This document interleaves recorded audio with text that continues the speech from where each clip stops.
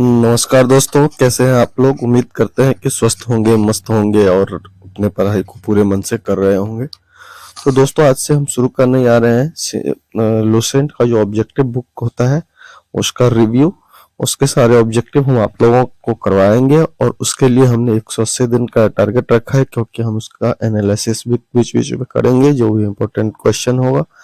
तो आज हम आप लोगों के पास जो है सो लेकर का है प्राचीन भारत का पहला चैप्टर जो है, इसको हम लोग सिंधु घाटी सभ्यता या हड़प्पा सभ्यता के नाम से जानते हैं। तो आज उन्हीं के सारे सब ऑब्जेक्टिवों को हम लोग देखेंगे। फिर प्रत्येक दिन एक वीडियो आपको अलग अलग चैप्टर का आगे बढ़ते जाएंगे और हम जो है सोल्यूशन का ऑब्जेक्टिव में जितने भी क्वेश्चन दिए हुए हैं सारे सब्जेक्ट का आप लोगों को करवाएंगे। अगर आप लोगों को वीडियो अच्छा लगेगा तो आप लोग चैनल को लाइक कर दीजिएगा, वीडियो को सब्सक्राइब कर दीजिएगा। धन्यवाद। चलिए शुरू करते हैं। तो दोस्तों, इसमें पहला क्वेश्चन जो है वो है हड़प्पा सभ्यता का सर्वाधिक मान्यता प्राप्त काल क्या है। तो दोस्तों, हड़प्पा सभ्यता का जो सर्वाधिक मान्यता प्राप्त काल है उसको वो 2500 ईस्वी पूर्व से लेकर 1750 ईस्वी पूर्व तक को माना गया है। हालांकि इसके डेट को लेकर के कई सारे विद्वानों ने अलग अलग समय निर्धारित किया है, परंतु सबसे जो उपयुक्त समय है वो यही है और ज्ञान में भी यही आता है। चलिए दोस्तों, हम दूसरा क्वेश्चन देखते हैं। दूसरा क्वेश्चन जो है वो है सिंधु घाटी की सभ्यता निम्नलिखित में से किस सभ्यता के समकालीन नहीं थी। यानी इस क्वेश्चन का मतलब ये हुआ कि सिंधु घाटी की सभ्यता जिस समय में उद्भव मतलब अपने चरम पर थी या जिस समय में ये सभ्यता एग्जिस्ट करती थी उस समय में कौन सी और सभ्यता नहीं थी, जो इन चार ऑप्शनों में है। तो उस समय में दोस्तों मिस्र की सभ्यता भी वजूद में थी, मेसोपोटामिया की सभ्यता भी वजूद में थी, चीन की सभ्यता भी जो है सो वो वजूद में थी। उस समय ग्रीक की सभ्यता सिंधु घाटी सभ्यता के समय की नहीं है। चलिए दोस्तों, तीसरा क्वेश्चन हम देखते हैं। तो सिंधु घाटी सभ्यता का कहाँ तक विस्तार था। तो दोस्तों, सिंधु घाटी सभ्यता का विस्तार जो था वो पंजाब, राजस्थान, गुजरात, उत्तर प्रदेश, हरियाणा, सिंध और बलूचिस्तान राज्यों में थी। इसको हम थोड़ा सा मैप पर भी देख लेते हैं। तो मैप पे देखने के बाद आप लोगों को समझ में आ गया होगा कि सिंधु घाटी सभ्यता का विस्तार जो था वो पंजाब, राजस्थान, गुजरात, उत्तर प्रदेश, हरियाणा, सिंध और बलूचिस्तान जो है वो उन राज्यों में था। हालांकि सिंध, बलूचिस्तान और पंजाब वाला हिस्सा जिसमें सिंधु घाटी सभ्यता पाई जाती थी वो अब पाकिस्तान में चला गया है और बाकी हिस्सा जो है वो अभी भी भारत में ही है। जी दोस्तों, अगला क्वेश्चन देखते हैं। सिंधु घाटी सभ्यता में घोरे के अवशेष कहाँ से मिले हैं। तो सिंधु घाटी सभ्यता में घोरे के अवशेष जो है वो शुष्कोटदा से प्राप्त हुए हैं। अगला क्वेश्चन जो है वह सिंधु घाटी स्थल कालीबंगन किस प्रदेश में है। तो दोस्तों, इसका जो आंसर हो जाएगा वो हो जाएगा ऑप्शन नंबर ए, राजस्थान। यानी सिंधु घाटी सभ्यता के अंतर्गत जो कालीबंगन शहर प्राप्त हुए हैं वो वर्तमान के राजस्थान में स्थित है।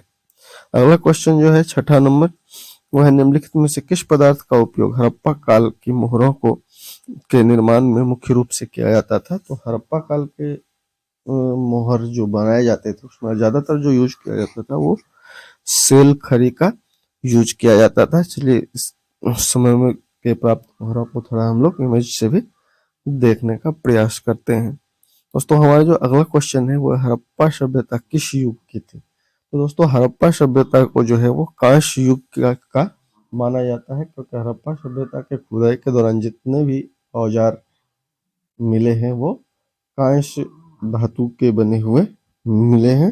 तो इसीलिए इसे कांस्य युगीन सभ्यता भी कहा जाता है। यानी कि इस युग में कांस्य का यूज हथियार या औजार बनाने के लिए किया जाता था, तो उसे वो कांस्य युग के अंतर्गत आता है। पर इस समय में हड़प्पा सभ्यता जब एग्जिस्ट करती थी उस समय में लोहे की खोज जो है वो नहीं हुई थी। लोग औजार बनाने के लिए, हथियार बनाने के लिए कांस्य का उपयोग किया करते थे। चलिए आगे बढ़ते हैं। अगला जो हमारा क्वेश्चन है सिंधु घाटी सभ्यता के लोगों का मुख्य व्यवसाय क्या था। तो दोस्तों, सिंधु घाटी सभ्यता के लोगों का जो मुख्य व्यवसाय था तो वो व्यापार था। तो इसका ऑप्शन हो जाएगा ए। अगला क्वेश्चन है हड़प्पा सभ्यता के निवासी थे। यानी हड़प्पा सभ्यता के लोग जो थे वो किस प्रकार के निवासी थे, मतलब कैसे जगहों में ज्यादातर लोग निवास करते थे? तो दोस्तों इसका आंसर हो जाएगा ऑप्शन नंबर बी, शहरी। हड़प्पा सभ्यता की जो खुदाई की गई है और वहां से जो ज्यादातर स्थल प्राप्त हुए हैं वो शहरों के रूप में प्राप्त हुए हैं। तो इससे यह अंदाजा लगाया जाता है कि हड़प्पा सभ्यता या सिंधु घाटी सभ्यता के जो लोग थे वो ज्यादातर शहरों में निवास करते थे। अगला क्वेश्चन है दोस्तों हमारा, सिंधु सभ्यता का घर किससे बनाए जाते थे? तो सिंधु सभ्यता का घर जो है उसमें उसको बनाने के लिए ईंटों का इस्तेमाल किया जाता था। तो हमारा ऑप्शन जो है वो ए सही हो जाएगा। अगला क्वेश्चन हमारा है, हड़प्पावासी किस वस्तु के उत्पादन में सर्वप्रथम थे? तो हड़प्पा जो लोग थे वो खेती बाड़ी में सबसे अधिक मात्रा में जो है वो कपास का उत्पादन काफी अधिक मात्रा में करते थे। अगला क्वेश्चन है दोस्तों हमारा, निम्नलिखित विद्वानों में से हड़प्पा सभ्यता का सर्वप्रथम खोजकर्ता कौन था? तो दोस्तों हड़प्पा सभ्यता का जो सबसे पहली खोज की थी वो की थी दयाराम सैनी ने। और मोहनजोदारो का जो क्या था आर.डी. बनर्जी यानी राखलदास बनर्जी ने 1920-21 के आसपास। अगला जो हमारा क्वेश्चन है वो है, हिंदू सभ्यता का पतन नगर बंदरगाह कौन सा था? यानी सिंधु सभ्यता के लोग जो है वो समुद्र के रास्तों से भी या नदियों के रास्तों से भी या जल मार्ग से भी व्यापार करते थे। और जैसा कि हम जानते हैं कि जल मार्ग से जो व्यापार किया जाता है तो वस्तुओं को लाने और पहुंचाने की जो जगह होती है जहाँ पर वस्तुओं को रखा जाता है उसको हम लोग बंदरगाह या पतन नगर कहते हैं। तो सिंधु सभ्यता के लोगों का जो बंदरगाह शहर था वो था लोथल। लोथल दोस्तों आप लोगों को बता दें कि गुजरात में पड़ता है और ये समुद्र के किनारे है। तो इससे ये अंदाजा लगाया जा सकता है कि लोथल जो है वो बंदरगाह शहर उस समय का होगा। उसके बाद पैमानों की खोज ने यह सिद्ध कर दिया कि सिंधु घाटी के लोग माप और तौल से परिचित थे। यह खोज कहाँ पर हुई? तो यह खोज भी जो है वो लोथल में ही हुई है। उसके अलावा हड़प्पा कालीन समाज किन वर्गों में विभक्त था? तो दोस्तों हड़प्पा काल के समाज के बारे में अगर बात किया जाए तो वो मुख्यतः 4 भागों में विभाजित था। जैसे अभी हम लोग जाति प्रथा की अगर हम लोग बात करते हैं वर्ण व्यवस्था में तो 4 तरह समाज को बांटा गया है, ब्राह्मण, क्षत्रिय, वैश्य और शूद्र। तो उसी समय में भी वहाँ जाति के आधार पर तो डिवीजन नहीं था, लेकिन लोगों के काम के आधार पर भी समाज को जो है सो अलग अलग कैटेगरी में बांटा गया था। और उसमें जो 4 कैटेगरी बनाई गई थी वो थी विद्वान, योद्धा, व्यापारी और श्रमिक। तो इसका ऑप्शन बी जो है वो सही हो जाएगा। दोस्तों हमारा अगला क्वेश्चन जो है, सिंधु सभ्यता का सर्वाधिक उपयुक्त नाम क्या है? तो सिंधु सभ्यता का जो सर्वाधिक उपयुक्त नाम है वो है हड़प्पा सभ्यता। दोस्तों इस सभ्यता का नाम हड़प्पा सभ्यता क्यों रखा गया है? तो जब सिंधु घाटी सभ्यता की खुदाई की गई थी तो सबसे पहला शहर जो मिला था वो हड़प्पा ही मिला था, इसीलिए इस पूरे सभ्यता का नाम हड़प्पा सभ्यता रख दिया गया था। अगला क्वेश्चन देखते हैं। अगला क्वेश्चन जो हमारा है वो है, निम्नलिखित में से कौन सा से लक्षण सिंधु सभ्यता के लोगों का सही चित्रण करते हैं? तो दोस्तों पहला जो ऑप्शन है वो उनके विशाल महल और मंदिर होते थे। वे देवियों और देवताओं दोनों की पूजा करती थी। वे युद्ध के घोड़ों द्वारा खींचे जाने वाले रथों का प्रयोग करते थे। तो दोस्तों इसका आंसर जो हो जाएगा वो केवल 2 सही होगा। उस समय में मंदिर के कोई भी साक्ष्य पूरी सिंधु घाटी सभ्यता की खुदाई में एक भी मंदिर नहीं प्राप्त हुए हैं। और घोड़े का अवशेष जो है वो भी बहुत छोटे पैमाने पर 1-2 जगह पर ही मिला है।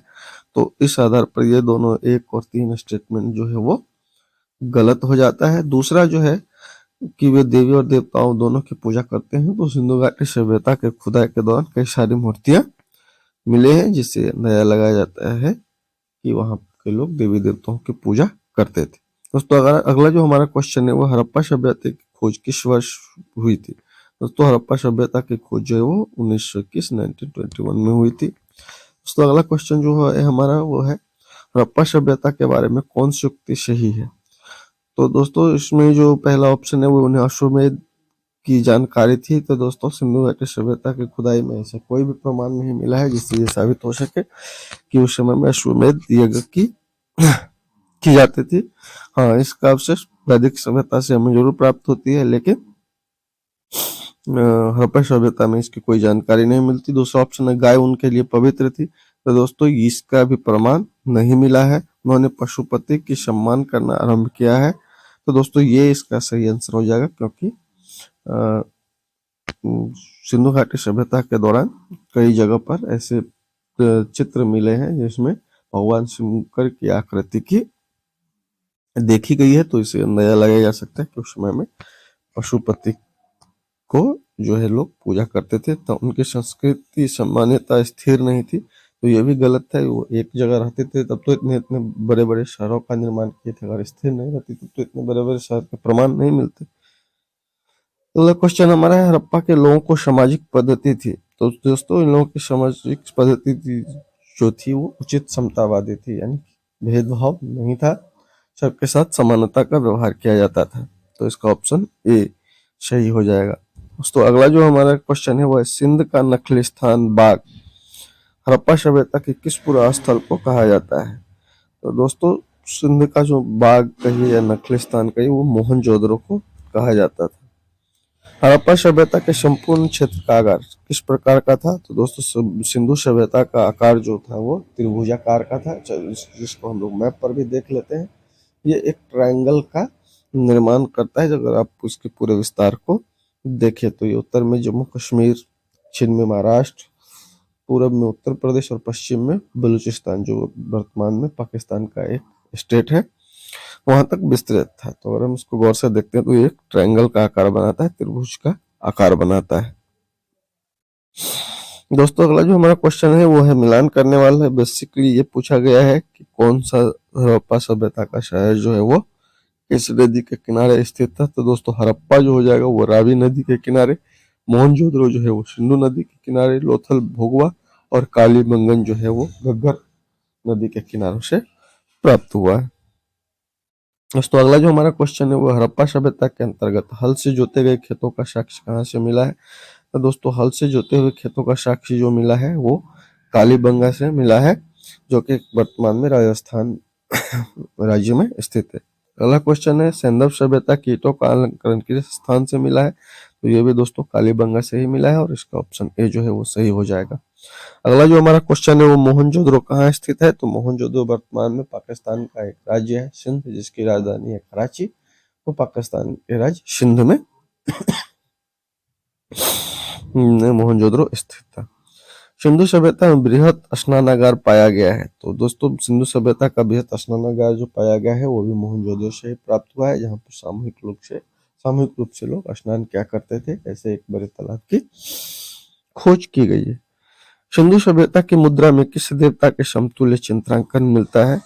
तो ये आद्य शिव यानी भगवान शिव की जो है मूर्ति, वहाँ के जो सिक्के यूज किए जाते थे उस पर प्राप्त हुए हैं। दोस्तों अगला क्वेश्चन जो है वो है, निम्नलिखित में से कौन सा हड़प्पा कालीन स्थल गुजरात में था? तो पहले ही बता चुके हैं, लोथल।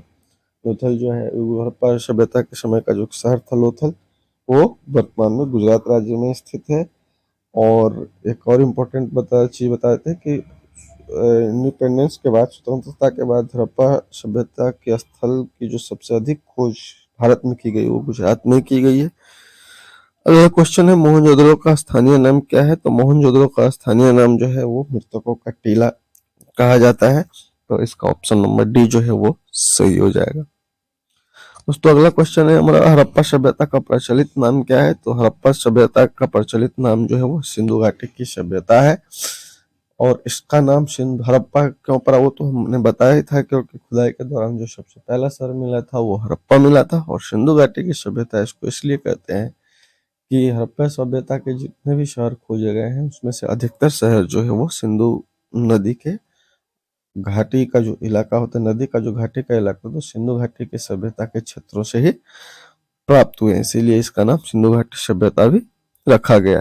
दोस्तों अगला क्वेश्चन जो है वो है, सैंधव स्थलों के उत्खनन से प्राप्त मोहरों पर निम्नलिखित में से किस पशु का सर्वाधिक उत्कीर्ण हुआ है? तो सबसे अधिक जिस पशु का उत्कीर्ण हुआ है वो है बैल। तो अगला जो क्वेश्चन है वो है, सिंधु घाटी सभ्यता जानी जाती है।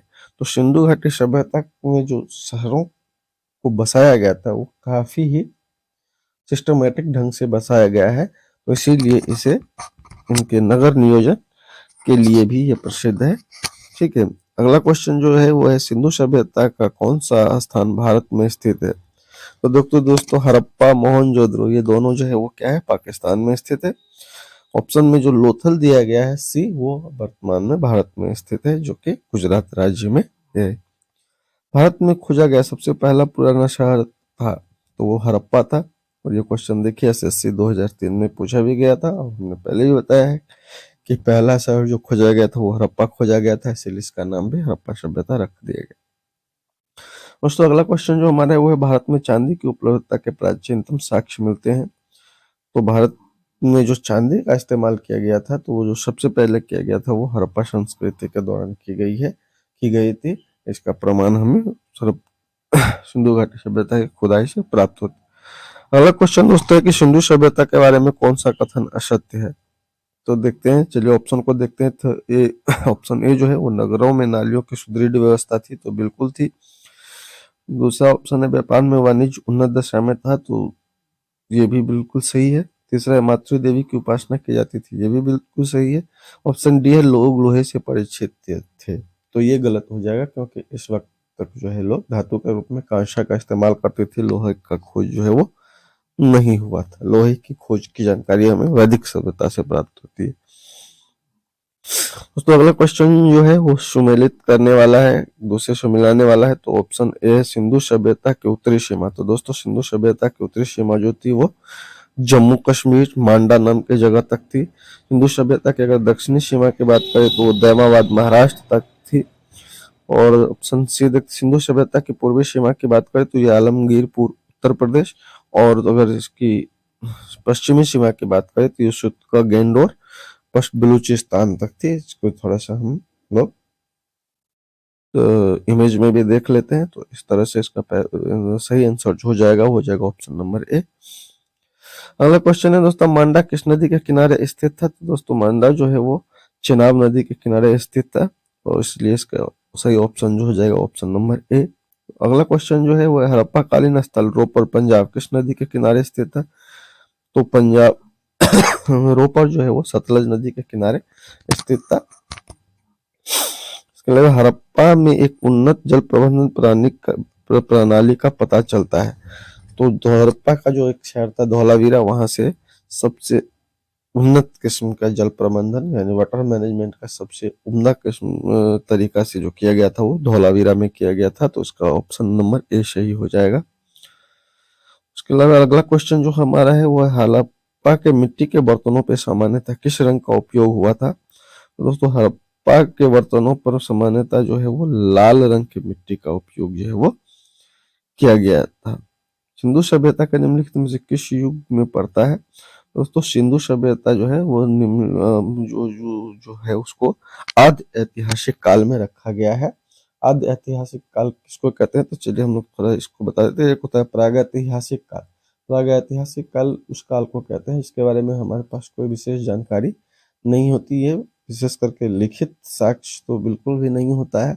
आद्य ऐतिहासिक काल हम लोग उस काल को कहते हैं जिसका हमें लिखित तो इंफॉर्मेशन तो होता है लेकिन उसे अभी तक पढ़ा नहीं गया है। तो सिंधु घाटी सभ्यता से जितनी भी लिपि या लिखी हुई पांडुलिपियां मिली उसको आज तक पढ़ा नहीं गया। और ऐतिहासिक काल हम उसको कहते हैं जिसकी जानकारी उपलब्ध भी है और उसको हम पढ़ भी पाते हैं। तो सिंधु घाटी सभ्यता के काल से जितने भी लिखी हुई चीजें मिली है उसे आज तक पढ़ा नहीं गया है, इसीलिए इसे आद्य ऐतिहासिक काल में रखा गया है।